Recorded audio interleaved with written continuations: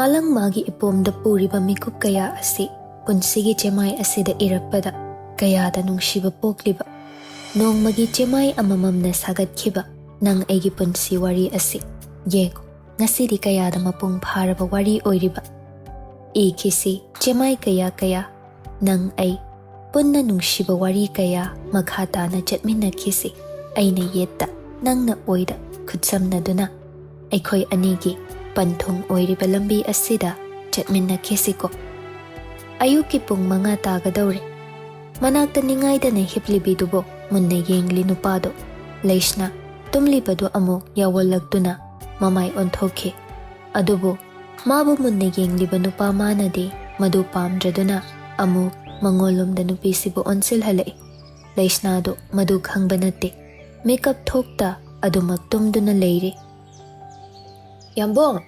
yambong hawgalabo mamsina kaithil dam chaluse haye inam sisu yause na hai hawe Ophelia do mapandagi mana hairibado ka manungdagi hoimai hairaktabaduda ingangai koino ne ngarang yambong se thengnaga hala ajala makhadagi leimana hanglei bema no yambong do bo hawgalamabo Ophelia do hawgatlamde haiduna wa haiduna makhada kumlei somda ka manungdana nupado mapandagi wa haira ibadu takrani khanduna leisnagi mana kongdubu melibani amuk Ophelia chatkre khangbaga makhud anido amuk lawthoe tan chanana nakanda leiba magi phone do amuk call laksele yarik ngan ba prap lamduna call la ibadu fatmu thatle kanano yenglaga amuk hiblibadu hawgatladuna balcony room da amuk thogle sir ngasi aroiba trial numit sir yaragadi somda haifet haidorakpa yagadra hoi yengage horen timing doi ado akoina pohaningba mawongdudadi taraba natro hoi sir evidence pumba ngarang pikhatre just na so soidana positive decision ama lawrakani khale phare ai horen ngak haidorakpa yagadra yengage kolda yarelbaga waridu saba loibaga changakpani adubu makhongdu chaplepe phamungda hiplibido kaduda kana lei haibagum koilei leiduna yenglibado masu ure makhong thanglibado makhol thokhanda tapli lagduna phamungdudagi hawgatke tawriba nupidugi khudangdu taphai leisnado khangpre khangduna mamaidu khangyeng yenglakpada manaksida nakna phamlamba nupasi uraga ikairei amuksu phaizop manungda prap mamaidu lotke yari nganba matawduda nontharei ikairiba kaiduro nangise kadai nomte yenge na maido hawgalose imana kauramabani as yambung hana thokroba khonjeldu kharangangduna hairakpani thoi uranba pharasu pula phansi kaidoge sibo as nang ikayam khangdrba khangdiye as aidiba tho haiba amta namaido lot kano dudi lot loiba ado tho haiba namaidom to ulo natrade ishu thoi talleba o thore dudi as anam yam kangano nangso anam kangano yambong how as tho haibani thoi haibani nang kaidoraba nabuk phatte mina tho haraga thoksu thokte yarik nganba masadu khara changsinduna leisnagi mana mapada hairei ngarang ubana saktuga hojika gam khenagi yengi dawbani wahaiduda nupisidi swai laukre phaizop manungdagi mamaido haifetli thoraga yengai somda tanja ngairiba nupasidi tan chana khiduna phaizop manungduda changlaktuna laknaba haurakle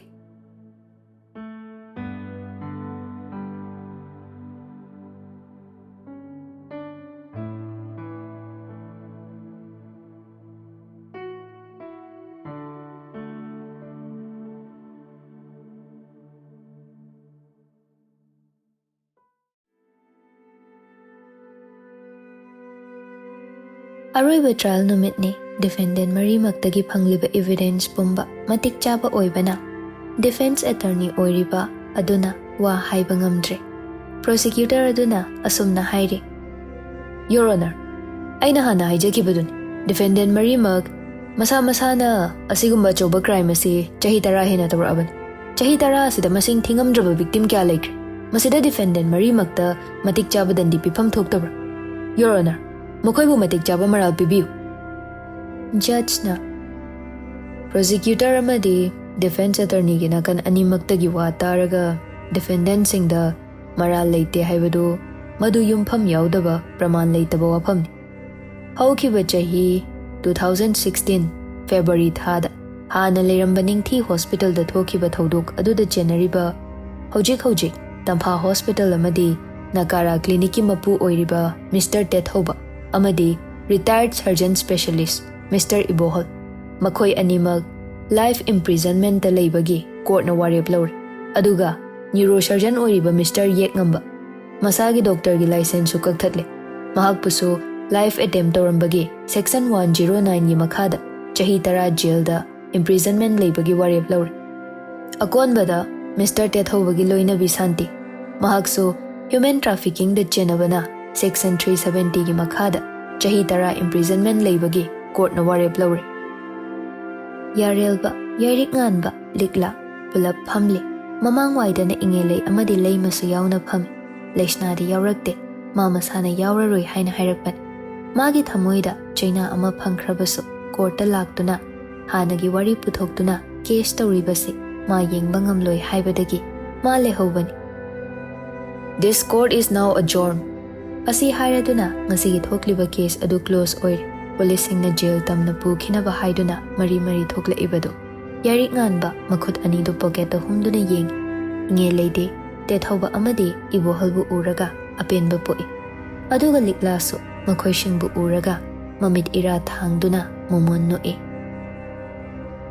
Yaikhom bado thoamdaida Yarik nganbada munna ngahak yenglami Yarik nganbaso wadi ngangda Yaikhom bada yeng kana yengige chalo lambi thinga thamno police constable duna Yaikhom bada hairakpani aduga mapanda inthokduna puthokre court ki mapandana media house mayamdagi lakpa reporter mayamna hana sangduna leiramle thorakliba makhoi marida wahang makhal hanglari phana wahang hanglabasu paukhumde amata pirakte wa machet ama phawba hairamda aduma garida haptuna pukre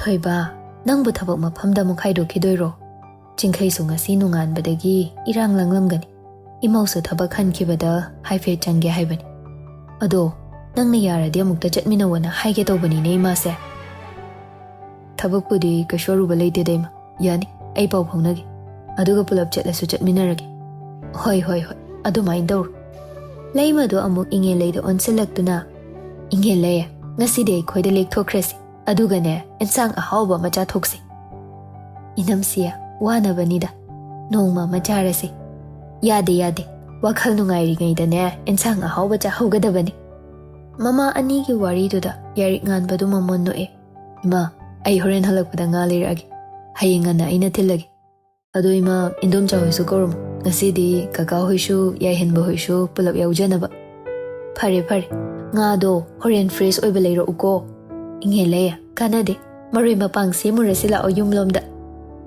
marang ngai haksida koirang lang Yarilbana tawraga mama anido mayum phawba thilhankre aduga mana Leishna lawba lai hospital da yawri hek haibaga Leishna du thokle amuk gari do chingkhai hoi tamna kaisam thong phau thawrakle gari kumlamdai da haire inupasina kuirugum siko koidawragi kuiruise haibo thabak le hobro station da adoina teda ima do ngasi lekse na hai hoba imana ai ga sina lekse haira hoi ish asigibo thengoi si hairamduna gari dagi kumthakre changakpada Alvina ga su thengnare nupi ani do kaunaduna pulap changminnakre Yarik nganbana gate mapanda leptuna ngai hakle nonganbagi mi lakpa su lepte mari adumna gate maya da leplibado awubana lana khallani khana chathoke tawringai la di jang pugai doge leisabi makti nattabanina kamain jang tuino yare wathi do matang jade lo leisna jangkrabo kuire jangkiba ani du wari sa duna jangai imungdadi phamba yadraduna yumgi nakanda staircase leiba adumda oina kari ani do aduga Mathakki ka ahangbaduda mamanaba mayamdu phamaga leirame. Yarik nganba ubada achapa charamba Daniel do hainok tawsile. Madu ubada nupa siso kaino sina karam kan mayum tholake. Ngasai yo. Thariba phamnabaduda anido phamthai chingkhaina. Yaifaba haiba nupa machadu danga yaujiradi kayadi nungairani sa. Partner wat pasi bid leitine. Daniel na leiroi. Atay lai. Akoy certificate pai basigi matungina badagi aishu certificate pai nabani kay dorige. Hanga ibado Daniel ga loyangambaga makoy anidani. Ngasaydagi tumin leba loyangambado hojiktada wa hairai. Nang hongba ubadagi akoy maso wa jaja yam selawre. Amasina karangai ko na haire. Ngaya rini nupa nangbo. Mi imana haido asingbani. Natalay ay di. Maraido tharap ka tawdo na harakpaduda yarik nganbadu moli makha samtharai. Hongnauro. Som pakang oige dudi yaro oiko. Adanya chumbro loya. Aidi nupino ina haibadi kuirabani. Aina da yadabani. Hera kay mi macha nupido kuina pakunga helino. Kalliba khadang duga tawre isiga as yam chanadreda. Haigo madana Daniel nang wasidi phajadeda. Marido amuk noi. Daniel na ngai khone yaifabado ma suti phangdre haibro nang luhongba amte yaudrise. O yada baine ye field chatle khara hai training thai amuk hai ai budhi mame. Ado nupi amdi koiba male ma hajandan do. Nupa ahum do nupi koi hairakpaduda Daniel da pulap yengai. Nangdi kamay khangiba. Status ta ne masak lolaga thamaini aduda isu chingnaba. Oh ma handak mayum tholakpada nungai ni. Yarik nganbana status thamiba amyeng sidana. Daniel sumagi phone do fatlo thor aga yeng sen tawkhraba maraktuda yawbra yeng adubu yawramdre. Yawramdre. Onthok thunak amkreda. Loyangambadu noklaga mi Daniel ukibaduda ikaidana kai yoramni. Akoy mayam changdana thira ani pakhattana kaambasu kanang khangba. Si hairaga nupa maridu noi. Phasana nungaina palo nungsibi. Thaina break up tawrubado hojikti husband and wife oirabanina nungsi janana leminaro. Si haiduna Leishna do Christy da kole. Christy di peri tawduna mangonde yengai. Kaidawrage peri dubo asuk yam nungaiba numitsida. Ay yam ikaizai. Wahaidu da Leishna do noi Christy amukasu. Adum khangnaraga loinaraga la adi phadawni. Amuk chahi khara gap laikhibasida as ay kamay loina doino khangdra heba. Adum chamnane casual oina adum wari saw nang sidi saulangi duga tawramisiga nupi manjade ko as tips kita haramo ay sayam experience lairabanina noina tayna naw nung shinay dudi ho kuidri nung sinaba peramba nupi do handak tinok thorakle wari ngahak tawramlaga Leishna do thogle chingkhai hoigi thongal dagi khara chatlaga gari khamlaga leirami gari karakpaga Kyam kuirage ngaiba kuidrida wa ingangang na de anido gari thauduna adumak lakle lambi mate khara thauraga lakpadu Leishna wa machet ama phau hairakte yarik nganbasu kaishu hairude bazar dagi nga leire tungane yen khara amasu leire mayum hek yobaga ensang thongnaba marang mayam changduna hotnaminar mem thoi hoi ratan hoi sunga sidi makhoi imungi mi pulap yaure chak tokpada thabak mayam du loirakpada pung 12 tagadawri pung thengbagi leimana yadraduna mem thoi hoigi imungsu lekpada tare inge leidi leimaga ka amatada leire ratan purik lemba amadi yai henbana tongana ka amada leire mem thoina machanupina leiba ka da pothare yarik nganbana ka da changakpadadi Leishna do tumlamdre sofa duda mangduna famlaga leirame yarik nganba tapna changsinduna famla aga kidore Kisha tawdeda. Wakhal khanba manba mataw ubada nupado tapthana nupido bu kawre. Leishna mamai du luk thakre. Kidawrugi nangbo si engonda hayo kai wakhal khalino nungai da wakhal khalasu engonda wari liyoba. Leishna handakti yarik nganbada khangkon kolai ngahaki matung nupisi hik kaplagle. Yarik nganba aduma khangde Leishna mathwai nungaitre masu nupidu bu tapna kolai ꯑꯗꯨꯒ ꯃꯈꯨꯠ ꯌꯦꯠꯇꯨꯅ ꯂꯩꯁꯅꯥꯒꯤ ꯃꯀꯣꯛꯇ ꯇꯞꯅ ꯇꯞꯅ ꯅꯥꯟꯊꯕꯤ꯫ ꯃꯥ ꯈꯪꯏ ꯉꯁꯤꯒꯤ ꯅꯨꯃꯤꯠꯁꯤ ꯂꯩꯁꯅꯥꯅ ꯍꯦꯟꯅ ꯋꯥꯈꯜ ꯅꯨꯡꯉꯥꯏꯇꯦ ꯍꯥꯏꯕ꯫ ꯆꯍꯤ ꯀꯌꯥ ꯂꯪꯂꯥ ꯂꯪꯖꯤꯟ ꯑꯃꯠꯇ ꯈꯪꯗ ꯆꯩꯅꯥ ꯀꯌꯥ ꯃꯃꯣꯟ ꯃꯤꯅꯣꯛꯅ ꯀꯨꯞꯇꯨꯅ ꯈꯥꯡꯂꯒ ꯂꯥꯛꯂꯤꯕꯤ ꯃꯍꯥꯛꯁꯦ ꯀꯟꯗ꯭ꯔꯥ, ꯊꯧꯅꯥ ꯂꯩꯇ꯭ꯔꯥ? ꯑꯁꯨꯛ ꯋꯥꯔꯕ ꯃꯥꯒꯤ ꯊꯃꯣꯏ ꯄꯨꯛꯅꯤꯡ ꯋꯥꯈꯜ ꯑꯁꯤꯕꯨ ꯃꯃꯣꯟ ꯅꯣꯛꯇꯨꯅ ꯈꯥꯡꯕ ꯉꯝ꯫ ꯅꯪꯗꯤ ꯊꯧꯅꯥ ꯂꯩꯕꯤꯅꯤ, ꯑꯗꯨꯕꯨ ꯊꯧꯅꯥ ꯄꯨꯝꯅꯃꯛ ꯀꯥꯏꯔꯦ ꯉꯁꯤꯗꯤ꯫ ꯊꯧꯅꯥ ꯐꯕꯤ ꯑꯁꯤꯒꯤ ꯃꯃꯥꯡꯗ ꯃꯥꯒꯤꯗꯃꯛ ꯑꯋꯥ ꯅꯨꯡꯉꯥꯏ ꯁꯔꯨꯛ ꯌꯥꯔꯤꯕ ꯃꯍꯥꯛ ꯑꯁꯤꯒꯤ ꯃꯃꯥꯡꯗ ꯊꯧꯅꯥ ꯐꯕꯤꯁꯨ ꯑꯣꯏꯈꯤꯗ꯭ꯔꯦ꯫ ꯈ꯭ꯋꯥꯏꯗꯒꯤ ꯑꯁꯣꯟꯕꯤ ꯑꯣꯏꯅ ꯏꯇꯨꯛ ꯇꯨꯛꯊꯅ ꯂꯩꯈ꯭ꯔꯦ꯫ ꯏꯔꯨꯝ ꯂꯨꯝꯊꯔꯕ ꯋꯥꯈꯜ ꯑꯗꯨꯅ ꯃꯇꯥꯔꯣꯏ ꯑꯣꯏꯗꯨꯅ ꯉꯁꯤꯗꯤ ꯀꯌꯥꯗ ꯅꯤꯡꯉꯥꯏꯗꯅ ꯃꯍꯥꯛꯀꯤ ꯃꯊꯥꯗ ꯄꯣꯊꯥꯖꯔꯤꯕ꯫ ꯄꯣꯊꯥꯖꯔꯁꯅꯨ, ꯈꯥꯝꯂꯒꯨꯝꯁꯤ ꯃꯥꯁꯤ꯫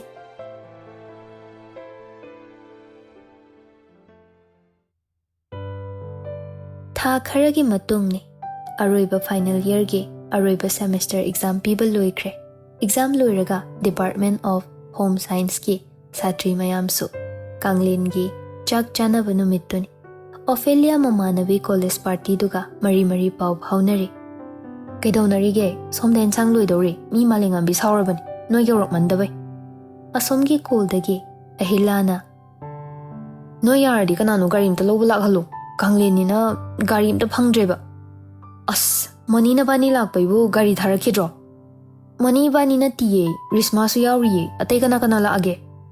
ꯂꯣꯏ ꯂꯥꯛꯑꯦ, ꯒꯤꯇꯥꯟꯖꯂꯤ, ꯕꯤꯅꯤꯇꯥ, ꯑꯦꯟꯔꯤꯆ ꯂꯣꯏ ꯁꯨꯔꯦ꯫ ꯑꯗꯣ ꯒꯥꯔꯤ ꯑꯝꯇ ꯊꯥꯔꯛꯑꯣꯕ, ꯕꯤꯅꯤꯇꯥꯔ ꯃꯥꯂꯦꯝꯉꯥꯟꯕꯤꯔ ꯑꯅꯤꯗꯣ ꯊꯥꯔꯛꯀꯦꯁꯨ ꯑꯗꯨꯝ ꯊꯥꯔꯛꯑꯣ꯫ ꯅꯥꯀꯟꯗꯒꯤ ꯑꯦꯟꯁꯥꯡ ꯁꯦꯝꯕ ꯕꯤꯅꯤꯇꯥꯅ, ꯒꯥꯔꯤꯗꯣ ꯑꯃꯗꯩ ꯍꯦꯟ ꯂꯩꯇꯦ ꯍꯥꯏꯌꯨ꯫ ꯁꯤ ꯅꯣꯏ ꯍꯥꯏꯅꯧꯁꯦ꯫ ꯐꯣꯟꯗꯨ ꯕꯤꯅꯤꯇꯥꯗ ꯄꯤꯔꯝꯃꯒ ꯃꯥꯁꯨ ꯀꯩꯀꯩꯅꯣ ꯇꯧꯕ ꯌꯥꯕ ꯇꯧꯔꯤ꯫ ꯉꯥꯏꯍꯥꯛꯀꯤ ꯃꯇꯨꯡ ꯃꯃꯥꯟꯅꯕꯤ ꯃꯌꯥꯝꯗꯨ ꯄꯨꯜꯂꯤ꯫ ꯀꯥꯡꯂꯦꯟꯒꯤ ꯈꯦꯆ꯭ꯔꯤ, ꯎꯇꯤ, ꯑꯇꯣꯞꯄ ꯃꯊꯦꯜ ꯈꯔ ꯄꯨꯂꯞ ꯆꯥꯃꯤꯟꯅꯔꯦ꯫ ꯆꯥꯛ ꯇꯣꯛꯄꯒ ꯅꯨꯄꯤ ꯃꯆꯥ ꯃꯌꯥꯝꯗꯨ ꯋꯥꯊꯤ ꯃꯌꯥꯝ ꯑꯃꯁꯨ ꯉꯥꯡꯅꯔꯦ꯫ ꯀꯣꯂꯦꯖ ꯂꯣꯏꯔꯦ ꯍꯥꯏꯅ ꯑꯃꯨꯛꯁꯨ ꯅꯨꯡꯁꯤ ꯍꯥꯏꯅ ꯀꯣꯂꯦꯖ ꯃꯇꯝꯒꯤ ꯋꯥꯔꯤ ꯃꯌꯥꯝ ꯑꯃ ꯁꯥꯟꯅꯩ꯫ ꯃꯦꯗꯥꯝ ꯂꯇꯥꯒꯤ ꯃꯁꯛ ꯏꯁꯧ ꯂꯥꯡꯕ ꯍꯥꯏꯗꯨꯅ ꯑꯃꯨꯛꯁꯨ ꯁꯣꯟꯅꯩ꯫ ꯃꯦꯗꯥꯝ ꯁ꯭ꯔꯤꯂꯥꯁꯨ ꯁꯥꯊꯤꯕꯅꯤ ꯍꯥꯏꯗꯨꯅ ꯑꯃꯨꯛꯁꯨ ꯍꯥꯏꯅꯩ꯫ ꯃꯦꯗꯥꯝ ꯃꯤꯅꯥꯒꯤ ꯒ꯭ꯌꯥꯟ ꯇꯥꯗ꯭ꯔꯦ, ꯀꯣꯛ ꯉꯥꯎꯔꯦ ꯍꯥꯏꯕ ꯗꯥꯏꯂꯣꯛꯇꯣ ꯑꯃꯨꯛ ꯍꯥꯏꯔꯒ ꯋꯥ ꯂꯥꯎꯅ ꯅꯣꯛꯏ꯫ ꯂꯣꯏꯈ꯭ꯔꯦ ꯀꯣꯂꯦꯖ ꯃꯇꯝꯒꯤ ꯄꯨꯟꯁꯤ ꯑꯗꯨ, ꯑꯃꯨꯛ ꯍꯟꯅ ꯂꯥꯛꯂꯔꯣꯏ꯫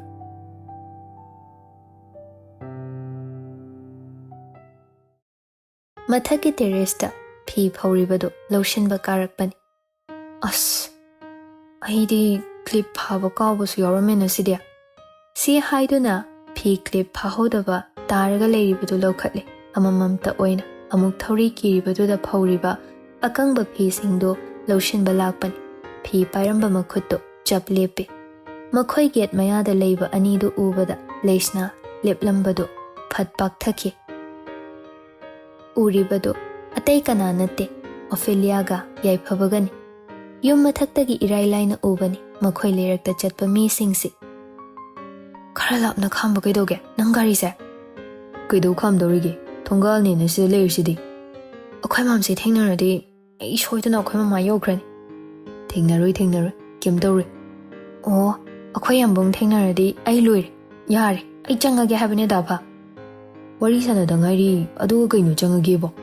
ꯌꯥꯔꯦ, ꯍꯣꯔꯦꯟ ꯀꯣꯜꯗ ꯑꯣꯏꯅ ꯁꯥꯟꯅꯁꯦꯕ꯫ ꯁꯤ ꯍꯥꯏꯔꯒ ꯆꯪꯒꯦ ꯇꯧꯏ ꯅꯨꯄꯤ ꯃꯆꯥꯁꯤ, ꯅꯪꯍꯧꯗꯦ ꯅꯨꯄꯥꯗꯨꯅ ꯈꯨꯗꯥꯡ ꯇꯥꯞ ꯄꯥꯏꯈꯤꯕꯗꯨ꯫ ꯂꯩꯁꯅꯥꯗꯣ ꯃꯈꯨꯠꯅ ꯃꯆꯤꯟꯗ ꯈꯨꯝꯃꯤ꯫ ꯑꯃꯨꯛ ꯄ꯭ꯔꯞ ꯐꯤꯗꯨ ꯄꯥꯏꯔꯒ ꯃꯈꯥꯗ ꯀꯨꯝꯊꯔꯛꯇꯨꯅ ꯃꯥꯒꯤ ꯀꯥꯗ ꯆꯪꯂꯛꯏ, ꯑꯗꯨꯒ ꯐꯣꯟꯗꯨ ꯀꯣꯏꯊꯤ꯫ ꯉꯥꯏꯍꯥꯛꯁꯤꯗ ꯏꯔꯥꯡ ꯂꯥꯡꯉꯤ ꯃꯁꯥꯗꯣ, ꯑꯗꯨꯕꯨ ꯏꯔꯥꯡ ꯂꯥꯡꯂꯝꯂꯤꯕꯗꯨ ꯃꯀꯣꯛ ꯉꯥꯎꯔꯛꯄꯗꯨꯅ ꯆꯞ ꯂꯦꯞꯄꯤ꯫ ꯂꯩꯁꯅꯥ ꯃꯁꯥꯗꯨ ꯒ꯭ꯌꯥꯟ ꯇꯥꯔꯛꯏ꯫ ꯐꯣꯟꯗ ꯆꯪꯗꯨꯅ ꯗꯦꯠ ꯌꯦꯡꯉꯤ꯫ ꯑꯃꯨꯛ ꯄ꯭ꯔꯞ ꯎꯄꯨ ꯍꯥꯡꯗꯨꯅ ꯇꯦꯁ ꯀꯤꯠ ꯂꯩꯔꯤꯕꯗꯨ ꯂꯧꯊꯣꯛꯇꯨꯅ ꯋꯥꯁꯔꯨꯝꯗ ꯍꯥꯊꯨ ꯆꯪꯈꯤ꯫ ꯊꯕꯛ ꯍꯜꯂꯛꯄꯒꯤ ꯒꯥꯔꯤ ꯊꯧꯔꯒ ꯂꯥꯛꯄꯗ ꯂꯥꯞꯇꯛꯅ ꯌꯥꯏꯐꯕꯒ ꯑꯣꯐꯦꯂꯤꯌꯥꯒ ꯂꯩꯔꯤꯕꯗꯨ ꯃꯥ ꯎꯏ꯫ ꯌꯥꯏꯔꯤꯛ ꯉꯥꯟꯕ ꯒ꯭ꯌꯥꯟ ꯇꯥꯔꯤ ꯃꯇꯧꯗꯨꯗ ꯅꯣꯡꯃ ꯍꯥꯏꯅꯈꯤꯕꯗꯨ ꯅꯤꯡꯁꯤꯡꯂꯛꯏ꯫ ꯁꯥꯏꯠ ꯒ꯭ꯂꯥꯁꯇꯨ ꯆꯤꯡꯈꯠꯇꯨꯅ ꯒꯥꯔꯤꯗꯨ ꯈꯔ ꯊꯨꯅ ꯊꯧꯖꯤꯜꯂ꯫ ꯁꯣꯝꯗ ꯒꯥꯔꯤ ꯊꯧꯖꯤꯟꯈꯤꯕꯗꯨ ꯎꯕꯗ ꯑꯣꯐꯦꯂꯤꯌꯥꯗꯤ ꯂꯋꯥꯏ ꯁꯝꯒ ꯆꯞ ꯌꯨꯡꯈ꯭ꯔꯦ꯫ ꯌꯥꯏꯐꯕꯁꯨ ꯍꯟꯗꯛꯇꯤ ꯃꯥꯁꯨ ꯌꯥꯎꯅ ꯄꯥꯈꯠꯄ ꯐꯥꯎꯔꯛꯏ꯫ ꯂꯩ ꯃꯗꯨ ꯁꯨꯃꯥꯡꯗ ꯊꯥꯔꯤꯕ ꯂꯩꯁꯤꯡꯗꯨ ꯏꯁꯤꯡ ꯆꯥꯏꯔꯝꯃꯤ꯫ ꯍꯜꯂꯛꯑꯕꯣ ꯊꯣꯏꯕ?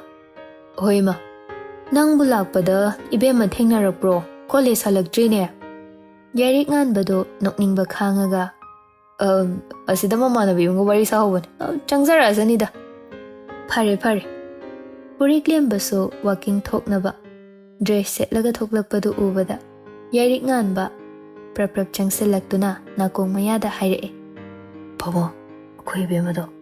si haiduna gyan tanaba hair waridu taraga purikto nokmi machanupada michi khatlamaga thokre kada changakpada chek mok lauramde yarik nganbasu magi nupibu koithi thire chakhumlomda leibra atai kada amuksu phamungda phi asuwa khara chairaga leirambaduda changsenduna amamamta oina thupchinba howi ngahaki matung washroom gi thong hanglakpaduda yairik mamaidu ongkhatuna yengloi leisna tabli laklibadu ui Kidore, nasa nungaidrabo? si haina fi singdudi thuppa lepte adumna leiringai leisna makhutta pairiba test kit to yarik nganbana thupliba phidugi mathakta thangjilaktuna thamle phi pairamba nupado ngahak chap lepe leisna so nupa sida tatu yengduna le yarik nganbado ngahak adumna walang amatta ngangda leramlaga amuk nupi sida yengle nupi magi mataudu uraga prap changsilaktuna leisna bu mathada konsinke Leisna.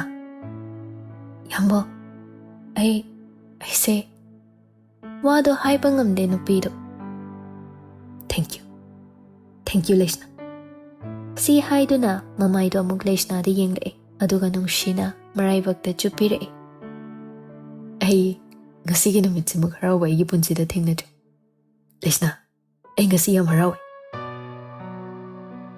leisna du mapi ira chele mataududa Adamai tugano. Ibani gi nungaraba mikupsida kaigi dumna tawrino. Nangna aigi punsigi mahau mapibibani. Nangi khudolse aina cheksena ngaaktuna senagani. Kanamtana namana chada sokalo. wahai se haina amuk leisna bu mathada chena kole leisna de mabukning nungshiraktuna mapi tar kable haiduna amuk nupasina themjinbire pau se tabada leimade haraubana laknaba ngamdre kanagi leikai sida maga kaunaba pumnamakta pau chelui purik lemba so harau khiduna nga leiruge haina gariga du prap ibom chada thodo khanduna chatkre asumna mayam hau tawraga langlingai leisna do ngasai mana tamge khanba wari du ningsinglaklaga yarik nganbada prap kauduna Yambo, wari malay. Kay wari no. Adobra, ako'y Ophelia se. Yay pabaga. Tonggal da de daw ler minga sa. Kamain kangi no. O halagpada tingna ye. Imana ba na moli. Ako'y bima se kamain ko'y ramin wasin. Moy sa thamoi sot na boy ramni. Sot laman. Ang sina.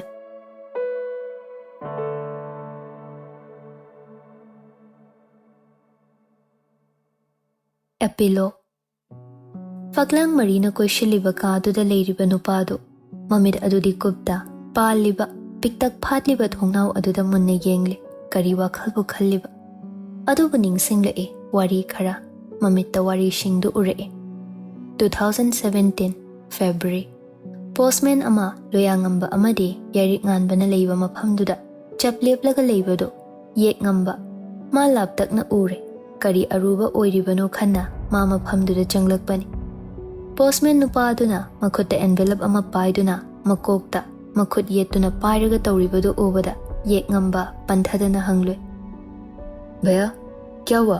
Kiska letter hai?